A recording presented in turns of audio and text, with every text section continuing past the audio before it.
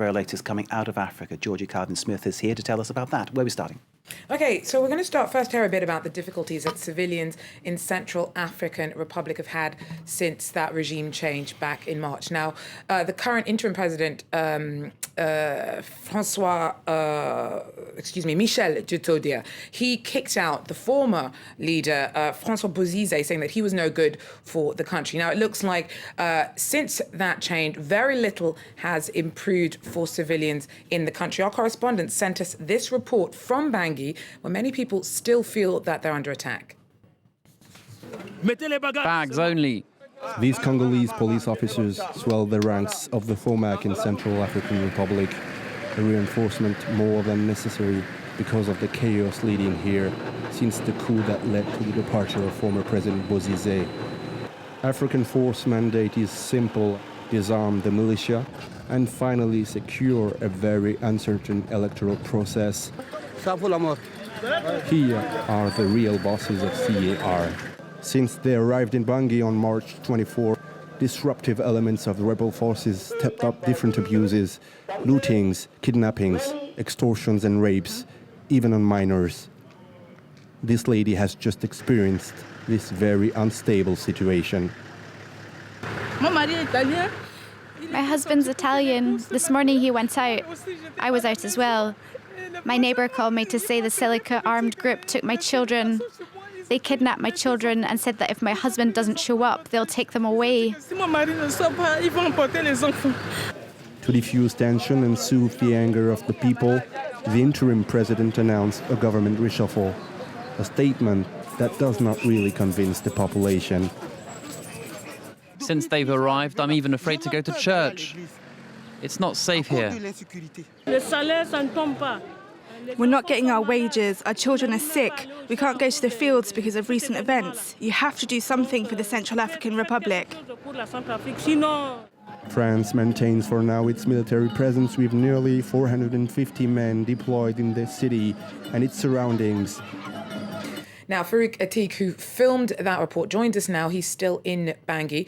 Farouk, now, you've painted a very disturbing picture of some of the difficulties still faced by people in the city. Some very emotional moments there. That woman there who we saw in tears over her kidnapped children, have you managed to find out what happened to her since you filmed the piece? Hi, Georgia. Yeah, I have good news to announce you because this lady, her two children have been liberated by the FOMAC, and just minutes after, by the French army. They went in her house and they just asked the so-called Seleka rebels to get out from their house, and they just went out. But the problem is there is no justice at all in this country, and especially in Bangui. So these guys who are responsible of this kidnapping are not, they are not afraid, and they will probably go on because there is no justice. So the situation is going on in that way. So the change must come from the politics. But for now, the problem is the ministers and the president, who are issued from the Seleka coalition, are not capable at the moment to ask their elements to stop down and to quiet the situation. Okay, now, so Dutodja kicked out former President Francois Bozizé, saying he was no good for the country, but it doesn't look like things have stabilised very much. If anything, it looks like things are worse for civilians since that regime change. Of course, the people, Georgia, we have met during the last days. Some of them tell us that they think that finally the situation was better at the Bozizé regime time, because for now they are not paid. They are still facing of this unsecure situation, unstable situation, and the rebels are still commanding the situation in this country. So there is this fear that they could be targeted by the Seleka rebels, and they think probably this is a false thinking, but they think that the situation was better at that time, at that Bozizé time, and actually things are going worse, to be honest. Well, thanks very much. Farouk Atiq there for France 24 in Central African Republic. Okay, now we're going to cross over to a pretty historic decision by the UK. It's agreed to a compensation deal worth almost 20 million euros for Kenya's tortured and abused during the 1950s Mau Mau uprising against colonial rule. Now, most of that compensation will be shared amongst around 5,000 now pretty elderly Kenyans after their legal team pursued a 4-year legal battle with the UK, in which they insisted that it was not liable for the mistreatment that the Kenyans had suffered. The government hasn't quite changed its line. On Thursday, Foreign Secretary William Hague did say that Britain sincerely regretted the abuse. Thomas Waterhouse tells us more. Old wounds that may now finally start to heal.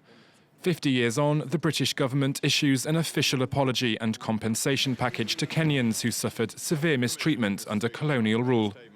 The British government recognises that Kenyans were subject to torture and other forms of ill treatment at the hands of the colonial administration.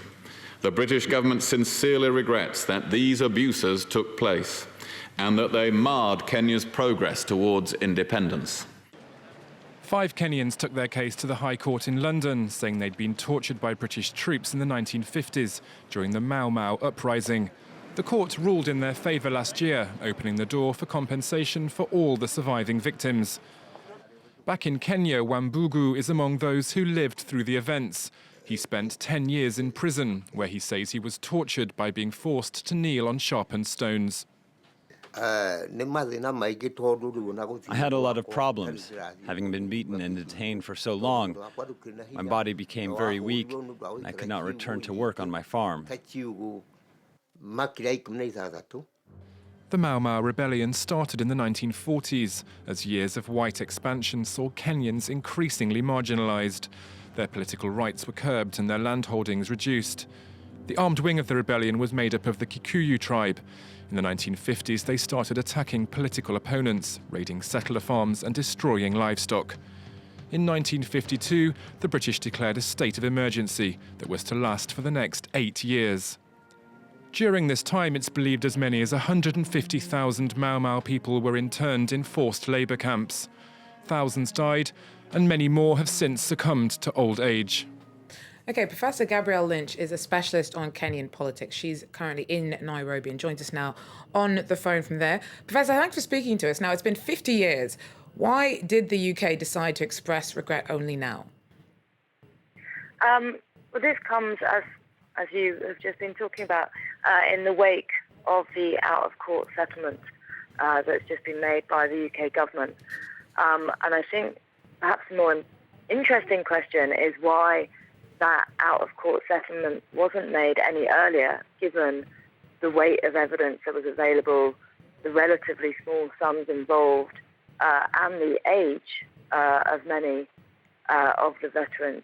But it does seem that concerns about precedents being set delayed that out-of-court settlement and then the expression of regret that's followed. Okay, now the Mau Mau fighters were fighters, and they obviously must have caused casualty themselves. Why are they so firmly believed to be the primary victims of the conflict that was attached to the uprising?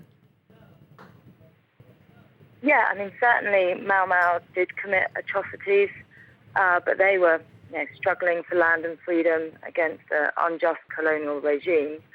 In contrast to the colonial administration, not only fought Mau Mau in the forest, but they also rounded up entire villages of people, screened them, people who were suspected of being Mau Mau, often without any evidence, were interned in rehabilitation camps where many people were tortured. Other people were rounded up into fenced villages. And in the process, many people not only faced individual abuses, but also lost loved ones and property and land. So I think while there were victims and atrocities on both sides, the scale, scope, and enduring impact of the violence is incomparable. Okay, thanks very much, Professor Gabrielle Lynch there in Nairobi on the settlement that the UK has agreed to those Kenyans. Because I mean, some of the abuse Some that of they the things they suffered did, was... I think what's not been said is the things like, men being castrated. Yeah. I mean, that is just, I think that really brings Some home to truly people brutal exactly stuff. how brutal it was and why this is such an emotive topic, because you can talk about the Mau Mau rebellion, sure, and people can think, oh, well, maybe they needed some kind of justice, but the things that were done were above and truly beyond inhuman. that, completely inhuman. So, and well done, Britain, for paying up, but why did it take so long? That's the What's question, interesting isn't as well is that even just an apology, or what approaches an apology, is what a lot of people are saying, is appreciable. But well, that's it from us. Thanks very much for having us on, Mark. Thank you, Georgia. That's brilliant. Do stay with us. We've got much more news to come, of course, just after a very, very short break. Watch you live from Paris. Stay with us.